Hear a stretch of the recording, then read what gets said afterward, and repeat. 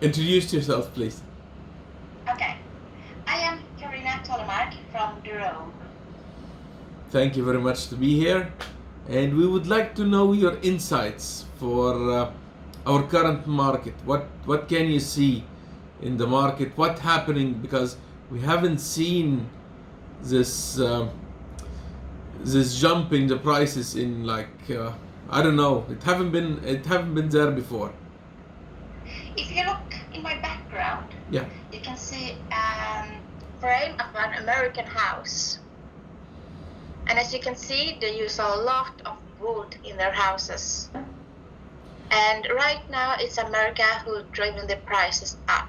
It's such a big demand of wood for America. But the U.S. have been building houses from wood since their beginning. What's happening now? What's the difference? Yeah, what's happened is that there's a big group of people in the 30s that now has got a job and they need to move, get their own house. And this group is so big and the demand is so huge. So at the moment they are building as much as they can, but it slows down because it's a lack of workers, it's a lack of materials, and even if the prices goes up, it's still a huge demand of new building houses. And we believe this will continue for another 5 years. My God. We will continue at this price levels for another 5 years. Perhaps not on this price level, we don't know about that, but at least this year for this price level. Okay, so there are no ways that the prices might at least get fixed or lower a little bit. No, we don't see that.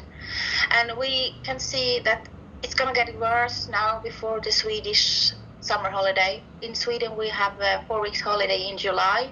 Everyone is closing down. And we don't have volumes enough. UK is the biggest market for us after the domestic market, and the shortage in UK is abnormal. But why would you think that happened? I mean, they were buying for 10 years now or 20 years. What happened? What suddenly happened? The building activity is very high. That's it. No. Yeah. And what about your local market? I mean, what's happening in Sweden locally? It's the same in our local market. I have some videos to show from our own timber merchant shop. We have 42 timber merchant shops in Sweden. And at the moment, we hear from others that they are already out of the treated redwood decking. Okay. Luckily, we still have some volumes to supply our own timber merchants, but we cannot bring in any new customers. We don't have volumes for that. So this year is going to be a shortage of decking. Okay. So, you are working with the United States, right? Yes, we do. Okay. We have been there for a year now. So, can you tell us what are you selling to them? Do they buy the regular wood like us in Egypt, or is it different? Yeah, the American they take two sizes. It's 3889 and 38140. And when we cut this out from small logs, and the quality is 6 and better. And also for the rejects, they take a downgrade. So in fact, all the log goes to America. And we don't get any rejects out of this, as all the rejects, they take all the rejects as well. Okay. So everything goes to America. And the prices for America is top of the line. It has never ever been that much as it is right now, and the prognosis is that it's going to go up even more. And for people asking, let me be the devil's advocate here. So people will say you have interest in telling people that the prices are going up and it's already going up and everyone sees that. But if America only buys the 38, and what do you do but with we the rest of the choose. dimensions? When we get in a log to the sawmill, we decide, okay, what we're gonna do of this log, and then we see, okay, we have those American prices, or we have the domestic prices, and we have the Egypt prices, and then we take a choose. Okay, we produce this of this log, so we can decide that before we produce, we decide what size are we going to do. Okay, so you already know that you are already cutting. I mean, it's not like a sideboard or a main board. You cut the full log at one dimension. Yeah. The sawmill decide. All sawmills, they can decide before they're cutting what size are we gonna do, and if they can see that it's a higher demand of something else, they will produce that. For example, right now it's such a high demand for treated wood in the domestic market. So it's much better. We are buying also sawn redwood from all sawmills all over Sweden. And it's much better for them to produce the sizes we are asking for and want to have, as we pay so much for that.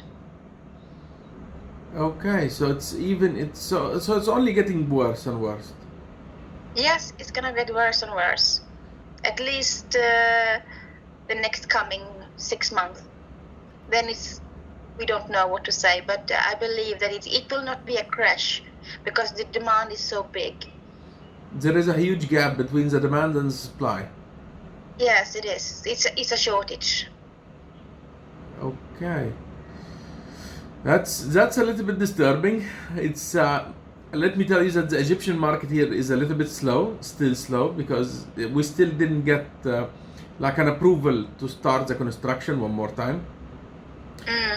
I saw that the prices are already going up, and I think it should be stabilized a little bit, but looks like it won't, as you would say. No. Yeah, it won't. It's gonna be worse, at least the next coming months. Okay, and you would show us what do you do with the wood in the local market, right? Yeah, we as we have our own timber merchants, we have, of course, must supply them in the first hand. We do that even in bad times. Okay. That's our first priority. But right now the demand of decking is so big, and as other timber merchants are already out of this in stock, builders are coming to us because we still have some volume of that. So, but we can notice that in the market it's gonna be, we are going to be totally out so before the holiday. My God, that's terrible. And what would you say? Would you like to keep? Of course, I have spoken to other sawmills, and they think they would love to keep the price level. So in case they will see, because the price level now is like 4 or 5 times the cost of the wood in like 6 months ago, and they would lower the production in case they feel that the prices are going down. What do you think? Will you do the same, or that's only like each sawmill and its own? Oh, I think that for us, we have so many opportunities. So if we're going to lower the production, it's going to need to be really bad prices. So I don't think this will be the case for us. And I don't think we're going to need that either, because the future looks brilliant. My God. Well, brilliant for you, at least. It's yes. But hopefully it will stay on this level, or even if it's a little bit less. If it stays, I think that the prices we have seen in the past are history. I think that wood in general has been too cheap. And if you are building a house, for example, it doesn't matter really for the buyer if the wood is double priced, because the cost for wood in a house is so little.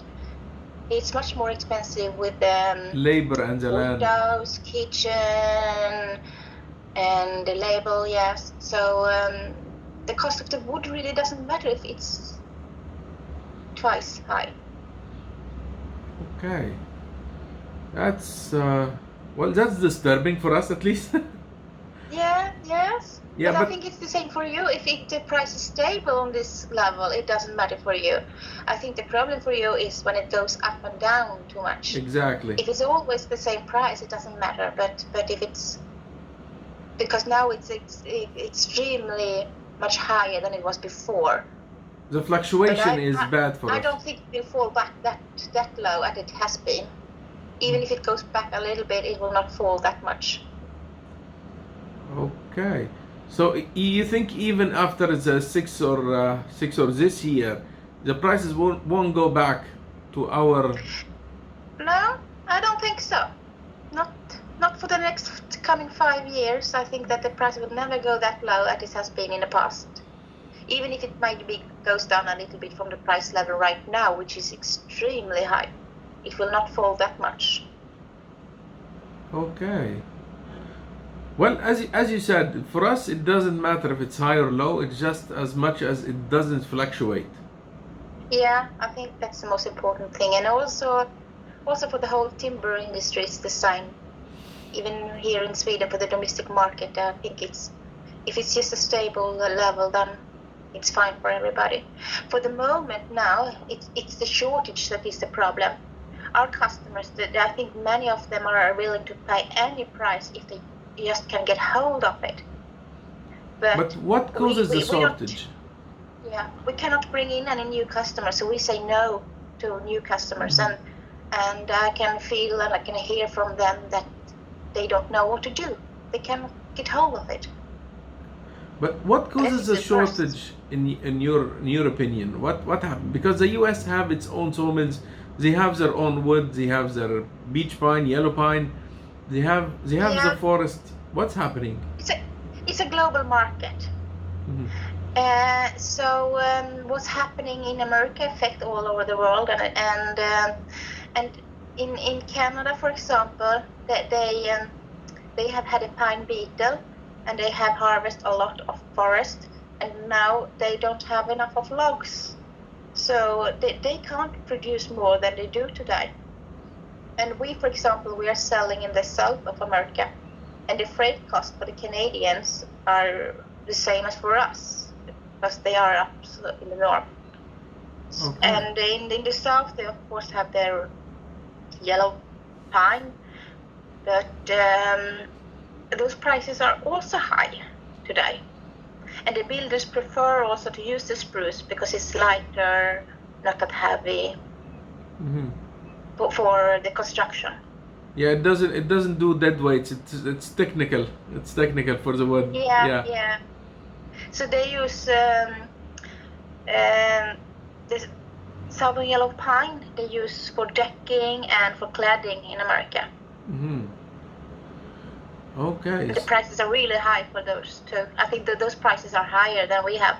Yeah, I think I know so. But my idea was because of Canada have shut down due to the COVID-19, and the US also is not fully open or operational. That causes a shortage. So what will happen when they reopen again? Will the gap shorten a little bit or tighten?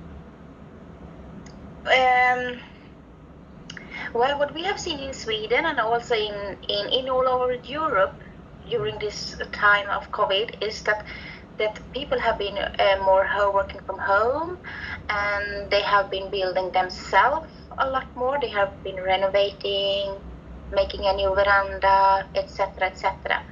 So everybody feared from the beginning that the sales will be less, but it has been the opposite.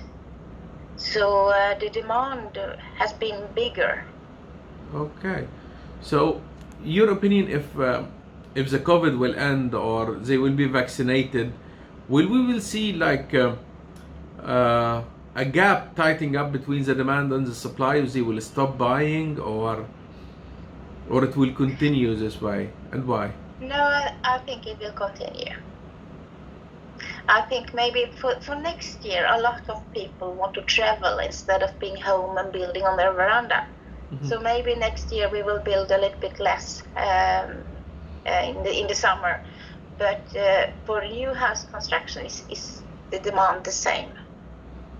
So I think that we have 5 good years in front of us. 5 good years. That's pretty optimistic. Yes, that is optimistic. Okay. And for the current sawmill now, I think at the current prices, not how much money you are making, but what's the percentage of the increase? I mean, we are paying 4 times the wood now. Do you make like that much? Yes, of course, the profit for the sawmills make a profit right now. They do. But for us, for example, we are investing all the profit we make, we invest in the sawmills to be more efficient, to increase the volume, increasing the production, of course. So I think it's very. I think a lot of sawmills do the same. They invest the money they're making now. It's not always that sawmills make that much money, so I think they need to have some good years. Of course. And you will see the prices from now until the vacation. It's going up also, or I think we have been stabilized for a little bit. No, it's gonna go up more. Again? Yeah. Oh my God. That's not good. I made a lot of sales, so that's not good. Yeah. I cannot come back now. Yeah, it's very difficult now when the prices change so much. But Yes. that is the fact. Okay, well, Carina Tollemark, thank you very much for your insights, and I will. You will send me a video for what do you have, so I can show it to the people. Yeah, I will show a video from one of our timber merchants, so you can see the products we are having here in Sweden, what we do after redwood. So you know. Very good. So yes, so people here will understand what you are also doing with the wood, in case you don't have to sell it to Egypt. Yes, exactly. But that is this. I forgot an important question. What do you do with the lower grades? I mean, usually the lower grades, the 7th grade rejects, those goes to Egypt. What's happening? The thing is that when you produce for America, we don't get those, because everything in the log goes to America. They take everything, so we don't get any rejects at all when we produce for America. And when we have our normal production, the packing industry in Sweden is also they also have a shortage, so they also pay up quite a lot, and even China. So it's all over the world. So they will pay to get the 7th grade with all its veins and all its problems. Usually it's being shipped to us. The prices has gone up for those as well. And who is using them in Europe? Because our first world countries, so you don't get to use this kind of wood. Mainly for packing material. They make pallets of it. Okay, so just to chip it and destroy it. No, pallets. They make pallets. Pallets. Okay. Yeah. Also pallets. Yeah, that's what we do after dust. Yeah, pallets. Pallets and pallets. Okay. Okay, so for packing industry, pallets that we put on, that is also very, very high demand.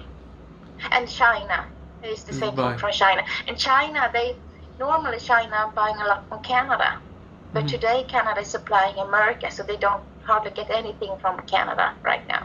So they are also very, very, very keen on buy as much as they can. Yes, I'm reading the survey from the Wood from Finland conference. I was there.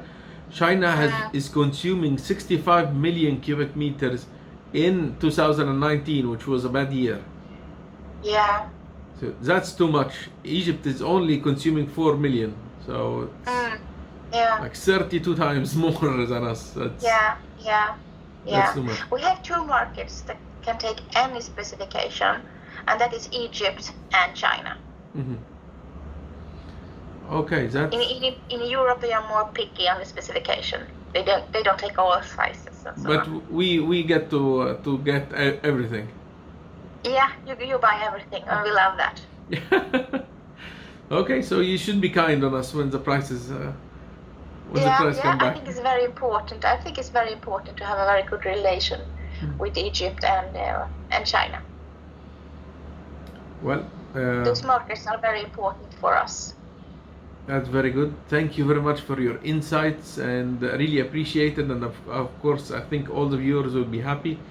Well, they wouldn't be happy, but at least they would understand what the situation is going to be, because we thought we might see a price drop soon, and it looks like it's not going to happen. No, it's not going to happen. Absolutely not. Okay. Well, thank you very much again, and thank you for this interview. And I will wait for your videos then. Okay. Okay. Thank you. Bye. Bye bye. No, wait.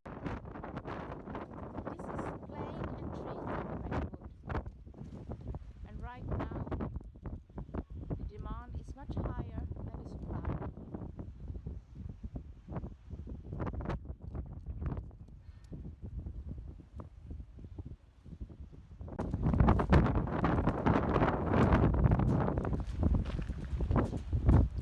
Welcome to Tollemark. I'm gonna show you one of our outlets. We have 42, like this one, in the domestic market.